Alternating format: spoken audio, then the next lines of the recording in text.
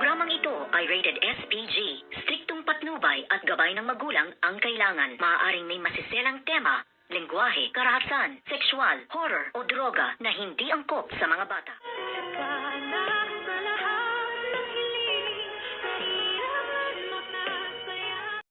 At good morning and welcome sa aking munting channel. At dito nga ay lubos-lubos ang kasiyahan sa puso nitong si Miss Giselle Tanyag dahil nga nabitsuhan niya ang kanyang anak na nagsasayaw. At dito nga ay pinapanood niya ang video habang lumapit naman sa kanya itong si Miss Lynette Santos at sinabi na bakit nandoon siya at hindi siya pumasok sa loob, ay maluwang naman sa loob at nandoon ay masasaya ang mga bata. At sinabi nga niya na hindi siya maaaring magpakita kay Justin na kanyang anak dahil baka nga masira ang event at ang party, na para nga sa mga bata ay kontento na raw siya na pinapanood ang video na kinuha nga niya na habang nagsasayaw ang kanyang anak. At dito nga ay niyaya siya ni Miss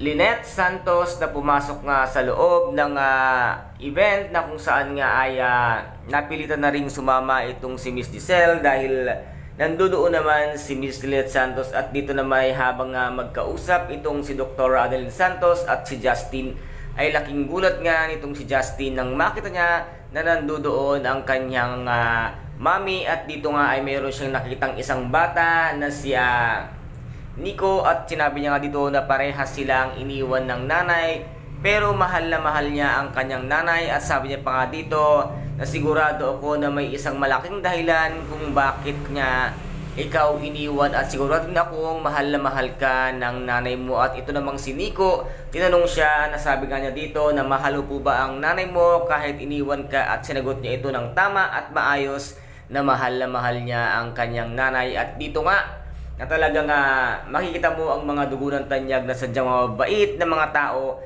at napagpatapad sa kapwa tao, lalo na ang kanilang mga magulang na kayang-kaya nilang patawarin na kahit na ano pa ang gawing kasalanan. At dito naman ay naisipan na nga nitong si Miss Giselle Tanyag na kausapin nga itong si Justin. At sinabi niya nga dito ni Justin na uuwi na sila at babalik na silang Amerika at meron siyang interview at kailangan na nila doon bumalik para doon siya magtrabaho. At dito nga ay inalok siya ni Miss Giselle Tanyag na magtrabaho si Justin sa Apex Medical Hospital na kung saan ay magkakasama silang mag-ina para nga mas marami pa silang oras at araw na magkasama at or magbanding itong mag-ina. Ano kaya ang magiging desisyon nitong si Justin?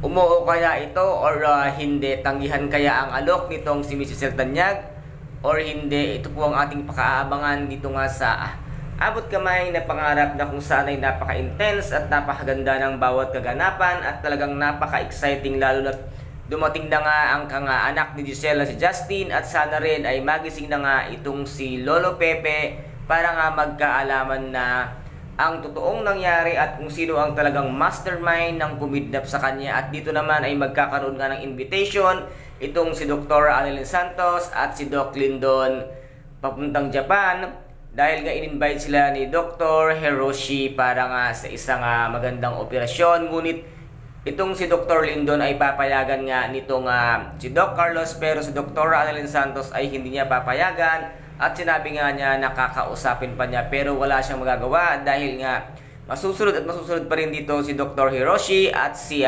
Dr. Adeline Santos. And guys, ito po ang ating pakaabangan dito nga sa abot kamay na pangarap. At kung nagustuhan po ninyo ang aking video for today, paki-subscribe na lamang po ng aking channel, paki-like and share para maging update kayo sa lahat ng gagawin kong video. Maraming salamat po. Ingat, God bless, and bye-bye!